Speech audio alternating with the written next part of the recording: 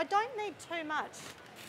Just adding a little bit of the turmeric paste. Now, as I say, I'm a great believer for the fresh ingredient, but I'm particularly taken with this because it is one of the most powerful anti-inflammatory ingredients there is, and it's used in the synthesized process a great deal to support the cancer process. So it's used in cancer therapy.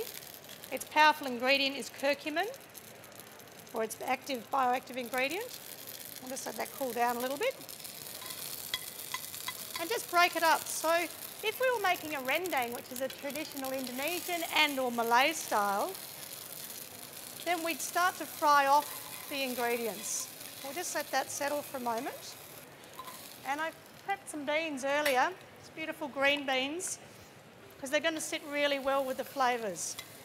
So not too hot. Let's turn it down to moderate.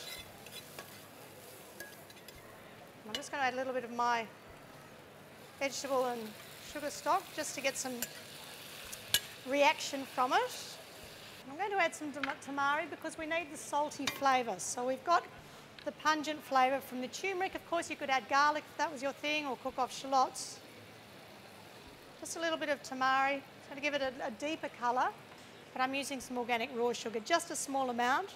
So it just helps to bring the flavours together. We'll just let that caramelise a little. You can see how the colour's changed and how the texture's changed quite dramatically of the sauce itself. So just enough to bring it together. I'm just going to finish that with